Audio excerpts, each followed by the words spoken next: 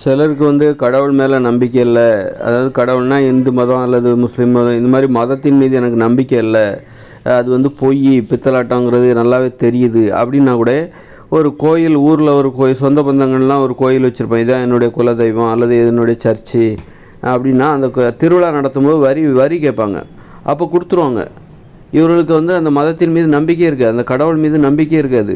இது எல்லாம் பொய்ன்னு தெரியும். இருந்தாலும் ஒரு வரி திருவிழா நடத்துவதற்கு, ஒரு கொடை நடத்துவதற்கு வரி கேட்கும்போது கொடுத்துருவாங்க. ஏன்னா வந்து வரி கேட்கும்போது ஏன் கொடுக்குறாங்கனாக்கா வந்து உறவினர்களை பகிச்சிக்கக்கூடாது, உறவினர்களை பகிச்சிக்கூடாது. ஏன்னா வந்து ஒவ்வொருத்தருக்கும் குழந்தைகள்லாம் இருக்கும், பிள்ளைகள் இருப்பாங்க. அவங்க கல்யாணத்துக்கு வந்து உறவினர்களிடமிருந்து தான் மாப்பிள்ளை பார்க்கணும், பொண்ணு பார்க்கணும். அதனால் வந்து நம்ம வந்து இந்த மாதிரி வரி தர மாட்டோம் அப்படின்னா உறவினர்கள் எல்லாத்தையும் நம்ம பகிச்சிக்க வேண்டிய வரும். உறவினர்களிடமிருந்து நாம் தனிமைப்பட்டு விடுவோம். அதனால் எதிர்காலத்தில் வந்து நம்ம பிள்ளைகளோட திருமண உறவு என்பது பாதிக்கப்படும் அப்படின்னு சொல்லிட்டு அவங்க என்ன பண்ணுவாங்க, தனக்கு வந்து உடன்பாடே இல்லைன்னா கூட, இந்த மதத்தின் மீது நம்பிக்கை இல்லைன்றால் கூட இந்த மதத்தை காரணம் காட்டி அவங்க வரி போடுவாங்க. அந்த வரியை அவங்க கொடுத்துருவாங்க. வருஷத்துக்கு 5,000 ரூபா 10,000 ரூபா வரி கேட்பாங்க, அதை கொடுத்துருவாங்க.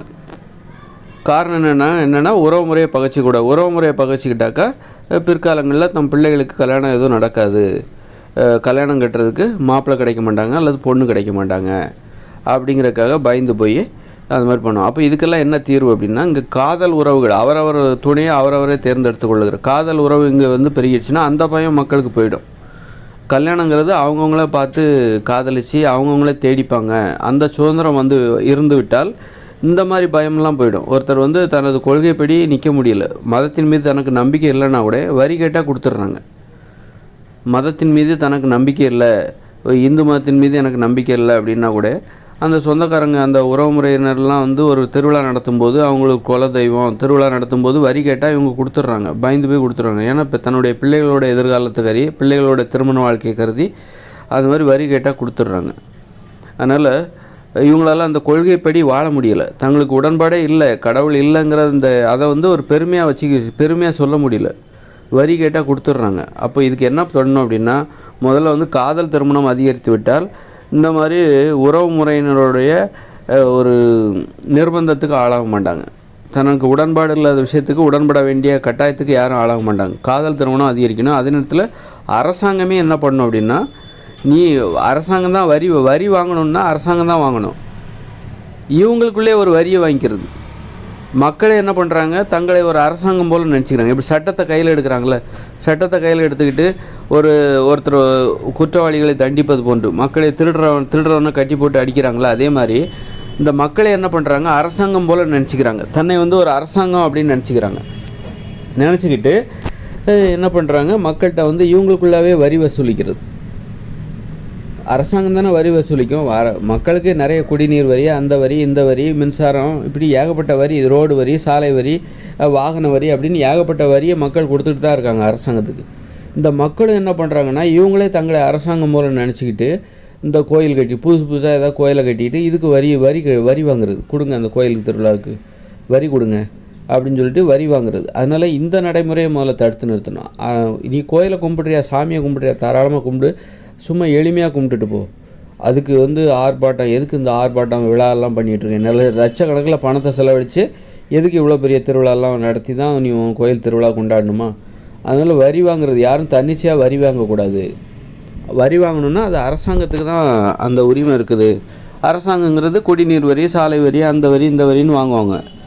வரி வாங்கணுன்னா அது அரசாங்கம் தான் வாங்கணும். தனிநபர் நீங்களாக முடிவு பண்ணி வரி வாங்குறது, வரி கொடுக்கலன்னா உங்களை ஊரை விட்டு ஒதுக்கிடுவோம். அப்போ அச்சுறுத்துறது.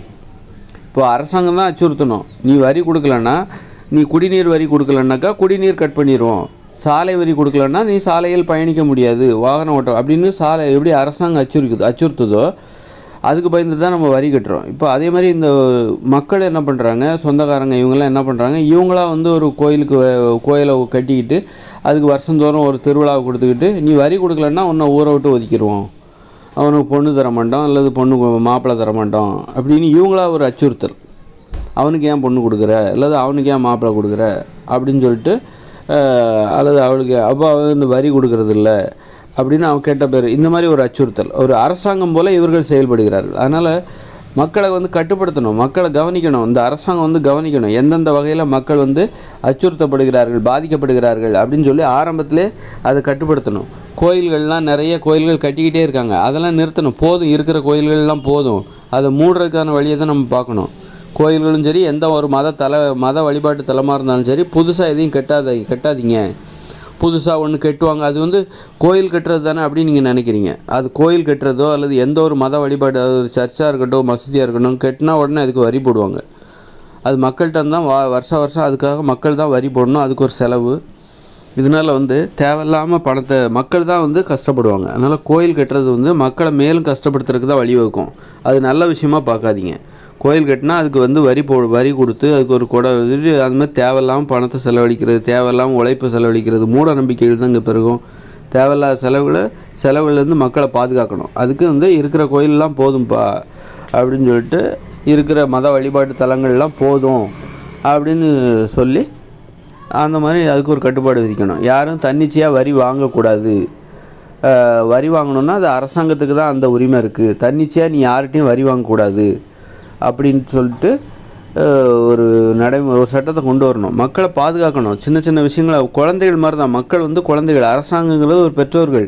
குழந்தைகளை அது போக்கில் விட்டுட்டா அது என்ன வேணாலும் செஞ்சு பார்ப்போம், எங்கேயாவது செய்யக்கூடாத செயல்களை செஞ்சுக்கிட்டு மாட்டிக்கும். அதனால் பெற்றோர்கள் போல் குழந்தைகளாகிய மக்களை பார்த்துக்கிடணும். அரசாங்கங்கிறது பெற்றோர்கள் போல், மக்கள் வந்து குழந்தைகளை போல். குழந்தைகளை கண்ணு கருத்துமாக பார்த்துக்கணும்.